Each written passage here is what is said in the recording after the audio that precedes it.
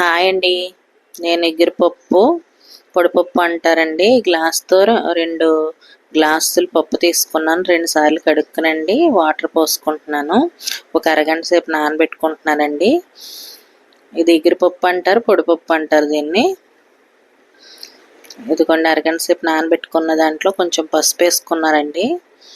కొంచెం పలుకు పప్పు అంటుకోకుండా ఉండడానికి, విడివిడిగా పొడిగా ఉండడానికి ఆయిల్ వేసుకుంటున్నాను.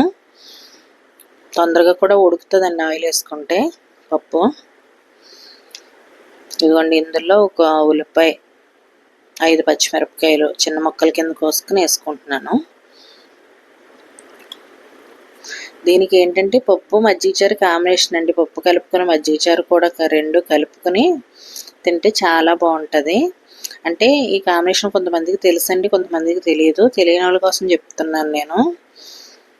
మాకు ఇక్కడ వైజాగ్ ఏటైనా పొడిపప్పు మజ్జిగచారు అంటే ఏంటండి అని అడుగుతున్నారు. మాకు పాలకొల్లు అటువైపు అండి తెలుసుది. ఇదిగో చూసారా ఇలాగ బద్ద కింద కనిపించాలండి. అయిపోయింది. ఇందులో నేను కొంచెం 1 స్పూన్ ఉప్పు కలిపిన తర్వాత కారం కూడా వేస్తున్నానండి. కారం కూడా వేసి కలిపేసుకొని మొత్తం కలిసిలాగా స్టవ్ ఆపేసుకుంటానండి. ఎందుకంటే ఈ వాటర్ కొంచెం తాలింపు వేస్తాం కదా, దీంతో మొత్తం దగ్గరకు వచ్చేస్తుంది.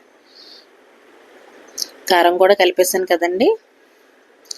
స్టవ్ ఆపేసాను, పక్కకు పెట్టేస్తాను. ఇప్పుడు తాలింపుకి మూకుడు పెట్టుకునండి ఆయిల్ పోసుకున్నాను. ఎల్లుల్లిపాయలు ఒలుచుకుని వేసుకున్నానండి. ఇవి ఉడకబెట్టినప్పుడు కూడా వేసుకోవచ్చు ఎల్లుల్లిపాయలని ఒలిచినవి. ఇదిగోండి నేను మినపప్పు, జీలకర్ర, ఆవాలు, కరివేపాకు, ఎండుమిరపకాయలు, ఎల్లుల్లిపాయలు ఒలుచుకున్నవి వేసి మొత్తం తాలింపు వేగిన తర్వాత చిన్న ఇంగువ కూడా వేసుకోవచ్చండి, బాగుంటుంది. ఇష్టమైతే వేసుకోవచ్చు. తాలింపు అయిపోయింది కదండి. పప్పు ఉడికిపోయిన పప్పు వేసాను, మొత్తం కలిపేసి చూసారా భలే ఉంటుందండి. మజ్జిగ చారు పప్పు కలుపుకొని తింటే ఉంటుందండి. అప్పడం నంచుకొని నేను ఒక సర్వింగ్ బౌల్లోకి తీసేసుకున్నానండి. చూసారా ఎంత బాగుందో.